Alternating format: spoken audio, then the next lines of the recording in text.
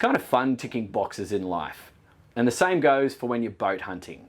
A lot of people, after they've owned 1 or 2 boats, they start looking for things like diesels, shaft drive engines, walk around safe decks, and classic good looks. Well, today I'm on a boat that ticks all of those boxes. This is a Greenline 40 hybrid. My name's Dan Jones. I'm from the Boat Brokerage. I hope you enjoy.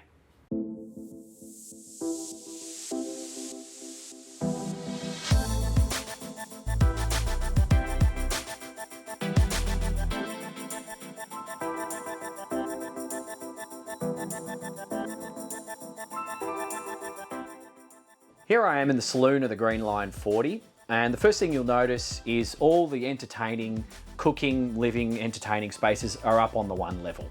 You've got wonderful views out from everywhere on the main deck, and your sleeping and your toilet and washroom is all downstairs. The main saloon here, you can seat 4 to 6 people. Very comfortable seats, quite deep, good backrest. You can, with a couple of director's chairs, add some more here and here. And this table is perfect for lunch and dinner, and it will also, the flick of a switch, convert into a coffee table. Now there is a cushion which goes over there, so if you needed to sleep an extra couple in an emergency, that is possible.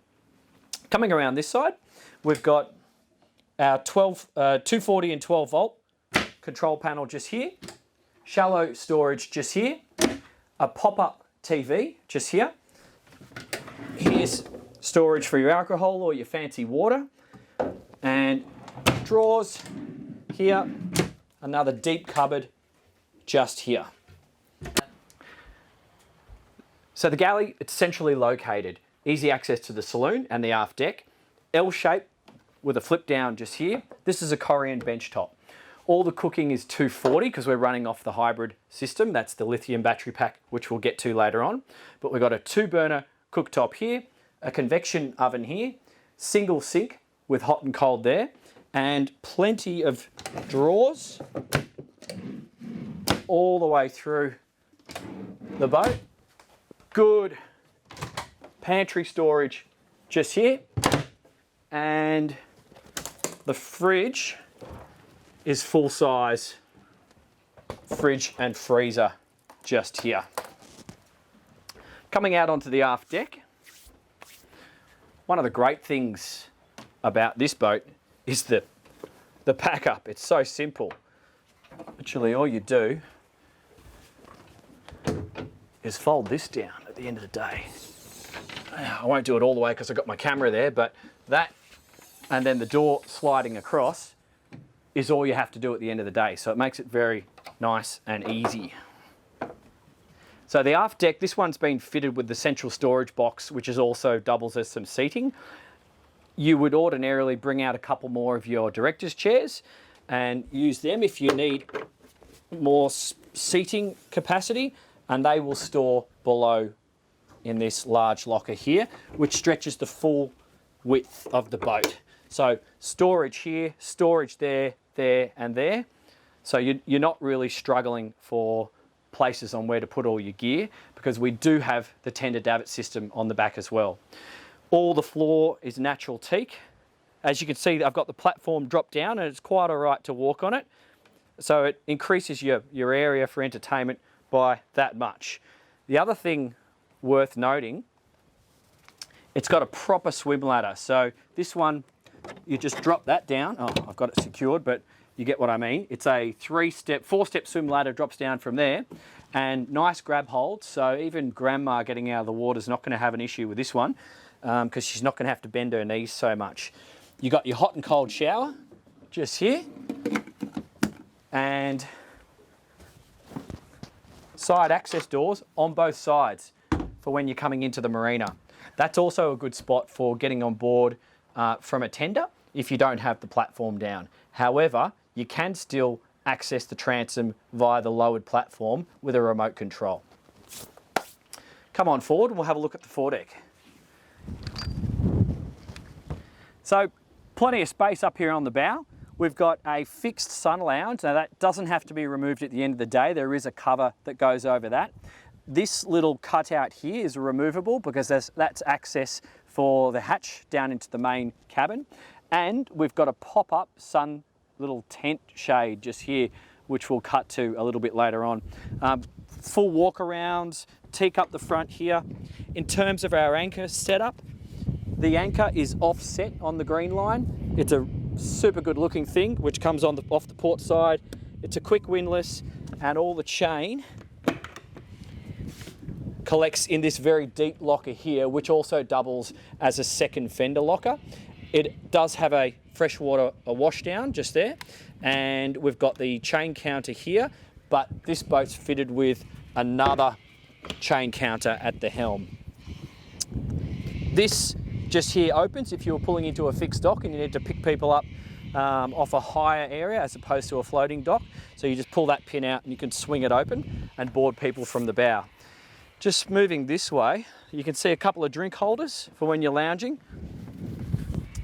So being a hybrid boat, we've got a lithium battery bank. That lithium battery bank provides our 240 volt power only via an inverter. So that does the air conditioning, does the cooking, does the fridge and your sockets. To recharge that lithium bank, it's going to regenerate via the solar panels. Just here, we've got 6 photovoltaic solar panels, but it will also get power via your hybrid motors. So when you're driving around in diesel, it's the equivalent to 2 generators working at the same time is the best way to picture it. When the engines are revolving, they're actually spinning those hybrid motors and pumping loads of power back into your lithium battery bank. So down here in the master cabin, first thing you'll notice, the interior, it's got the light oak timber, which is quite a nice touch. This master cabin, it's currently set up in island bed mode, but you can actually split the bed and have a single on either side. That's kind of useful if you're doing a lot of day trips on these boats, because you'll just create a little bit more standing room around here, and you might find this cabin is a great place for people to come down and get changed and put their swimmers on, that sort of thing. But if you are using it in cruising mode, as this is currently set up, a couple of features worth noting. We've got matching opening hatches on either side. We've got a hanging locker on either side. We have TV and opening ports. So 1, 2, and a deck hatch for natural ventilation. We do have some curtains here for blocking out the light. In terms of privacy, it's not an issue because the gunnels are a little bit higher, so you don't see straight into the windows. So you are protected from nosy people. All the flooring is natural woolen carpet. We've got a TV, we've got a air conditioning control just there, and access to the head is just through here. So it's single head, but 2 doors. So we've got day head access and private access for the master, and it does have a separate shower. So electric toilet, vanity, storage, separate shower with a hard screen, which is quite nice. Moving into the guest cabin, we got 2 singles. Now these can come together to make a double. It's currently set up in kids cabin mode. We've got another opening hatch there, opening hatch there. We have air conditioning, storage behind me, small hanging locker, and another little shelf for knickknacks there, and a couple around the bed. So yeah, perfectly nice. In terms of the headroom, it's got about that much. So here at the helm, just to give you a bit of a rundown on all the bits and pieces we're looking at, we have a lovely, highly polished wheel. This is the electronic throttle. It's Volvo 220 horsepower motors, so very light to touch in and out of gear, not much to it. Above that is our trim tabs, which you will use when you're underway just to lower the bow at the higher speeds. This is our spotlight, so we have control, on, off, and then fast and slow just here. That's our Raymarine autopilot, so auto, standby, and then you can control your direction. It also has a rudder angle indicator, which is very handy for when you're parking. This is the Raymarine touch screen just here, so you can press on home, select different options. I like to have it on the split screen, just there, because it gives you engine diagnostics and the chart, but you can just have whole chart or other inputs should you wish. Coming down to this board here, this is your engine when we're in diesel mode. These are your engine diagnostics permanent feed out, so you can cycle through things like temperatures, PSIs, fuel flow, to engine hours. All the information is accessible through here. Above that is your hybrid control unit. So that's the brains of the hybrid drive for when we are in electric, and that's the readout for the hybrid drive. Just here is the Volvo Penta display ignition. So you just press the ignition and engine start and stop through here. So it's all electrically done in terms of glow switches and all that stuff. On diesel engines of the past, it does it automatically. This switch over just here is for going from diesel to electric mode. So if we want to go for a drive in electric, we would shut the engine down, switch it over to electric, and then accelerate away in electric mode. Just here, that's our windscreen wiper control. So we have 3 windscreens on the bow. You can turn it on, select the speed. You've got an inbuilt wash function, and you can do one at a time as well. All these buttons are your boat system, so everything from bilge pump, horn, opening the sunroof, anchor operation, and then lights on this side. This has got an advanced anchor windlass setup, so we actually have the chain counter here rather than just the up down. So this is a full chain counter. This is your bow and stern thruster VHF radio, and this is our power display, telling us we can cycle through all the different batteries. And one thing you'll notice about Greenlines, look at that, hundreds all the way through. So that's just giving us water at 93%, our total capacity on the batteries. And even though we have been using items today, we're still at 100 because we're topping up with the solar. So this is where you put naughty children or stowaways. You can actually lock them away and you won't hear from them again. That was a joke. Actually, it's the control and brains area for the hybrid and electrical side of the boat.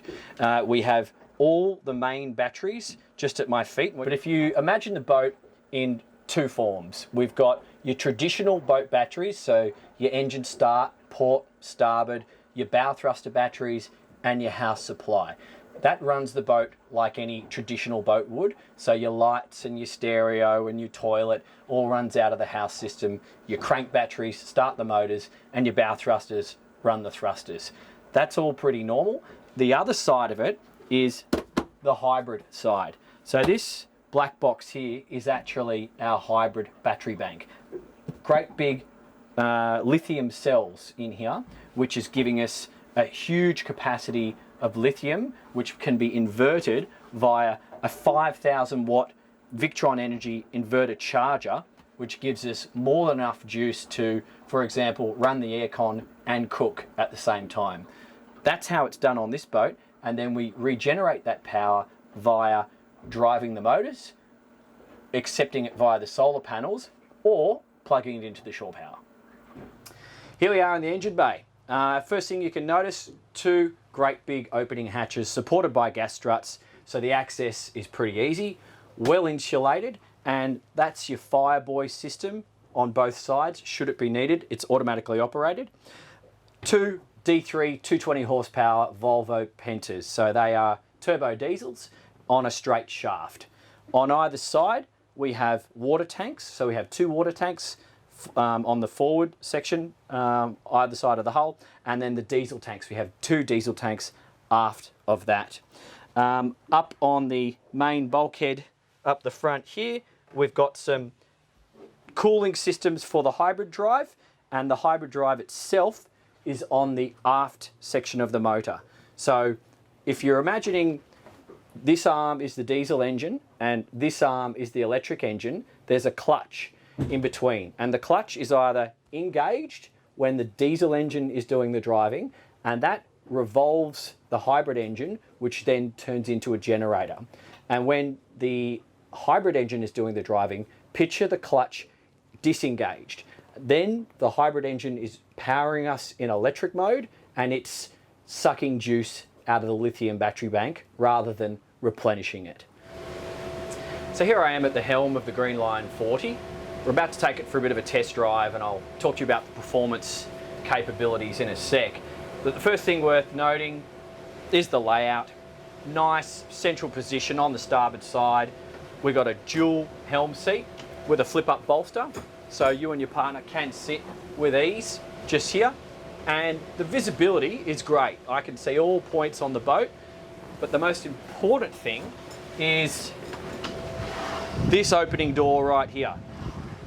That saves a lot of embarrassment when you're trying to park the boat, pick up a mooring or drop the anchor.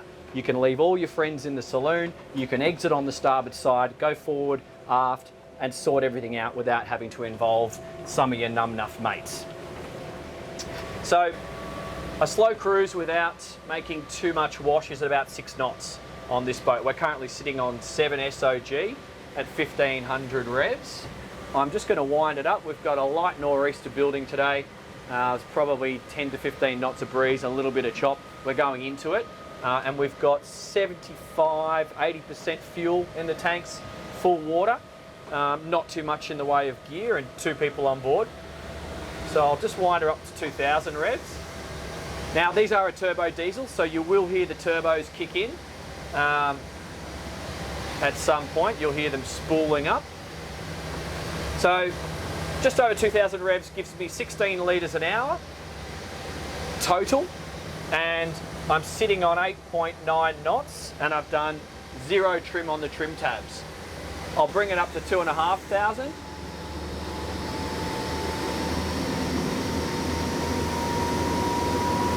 So I'm sitting around 2,500 revs there. We've got slight bow raise now, but visibility's great. Still no trim. I'm doing 28 litres total, and my SOG is just sitting a little over 10 knots. I'm now going to bring the revs up to 3,000, and I am making some waves out the back. So you don't want to go through a no wash zone at 2,500 revs. So now, getting up to the 3,000 revs there, I'm going to introduce some trim tab. So just doing half trim tab, lowering the nose. I've got 45 litres total in terms of consumption, and I'm doing 13 knots, just under 13 knots. Now if I give that a little bit more trim tab down, what you'll find, you actually increase the speed on these Greenlines because it'll flatten the boat out. You've got less wetted surface. And we'll go through to 4,000 revs now. I'll go full trim tab down.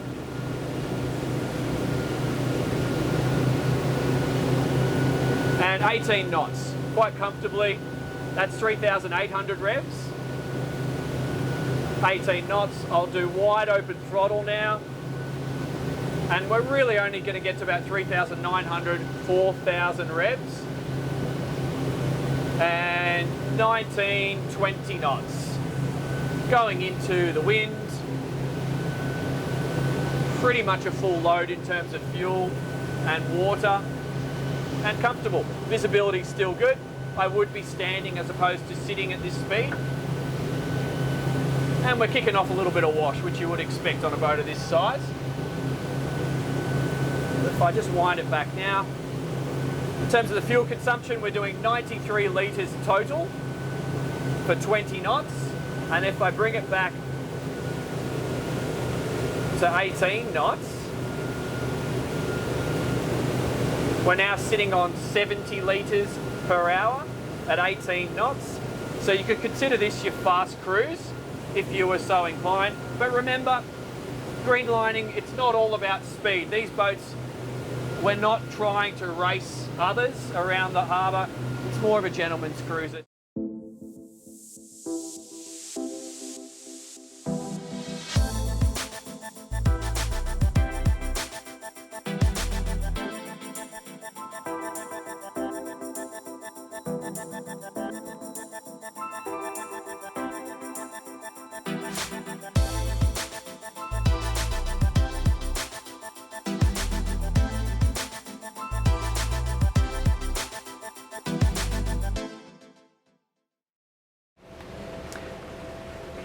So you can't do a video about the Greenline 40 hybrid without showing you what the hybrid is all about. We're up here in beautiful Middle Harbour of Sydney, and this is the kind of place where the hybrid comes into its own. It's not something that you're going to use out on the main harbour or offshore when you've got boats all around you or rough waves or wind conditions. It's about enjoyment. It's not a cost-saving thing. Hybrid is a pleasurable thing. You're driving around an electric at about up to 5 knots, and it's just all about the experience. I get asked a lot about the range extension that it gives you and the extra possibilities. Yes, you get a little bit of extra range, up to maybe 40 nautical miles, but it's not about that. It's really about the pleasure of driving without the diesel fumes, noise and emissions. So on that note, let's switch the diesel off.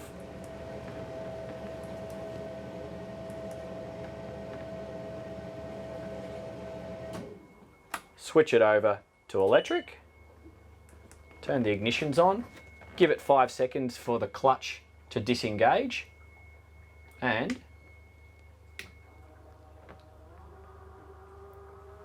how's the Serenity? So it's places like this, as I said, you come up, you've had your blast up the harbour or down the coast, you get to your nice destination and you just want to socialise. This is where hybrid comes into its own. That's the amount of noise that you get. I've started on 100% and we'll just go for a little bit of a drive. Currently sitting on 3 knots SOG, and my RPM is at about 800 RPM. I'll just increase the speed a little bit.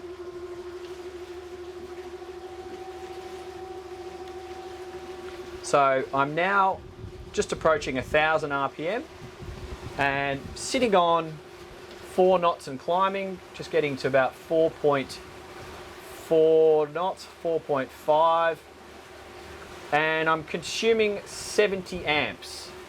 70 amps out of lithium battery bank at 4.8 knots now. Give it a little bit more. Gone from 1000 revs up to, take it up to 1200. 5 knots and climbing. Consumption sitting on about 110 amps. And that's leveling off at about 5.5 knots there. So we're not making any waves across the transom.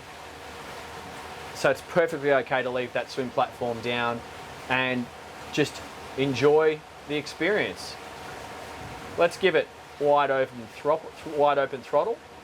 So I've gone from 1200 revs, 1300, 1400, 6 knots and climbing, full noise. So that's taken us to 1600 revs.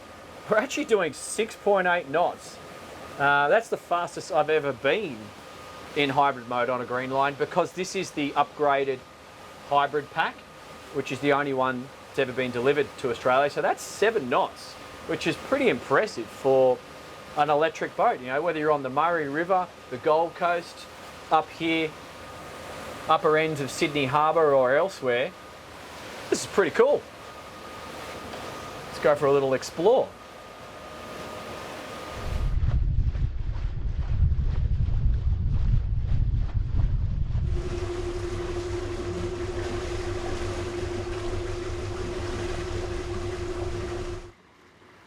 Well, I hope you found that useful.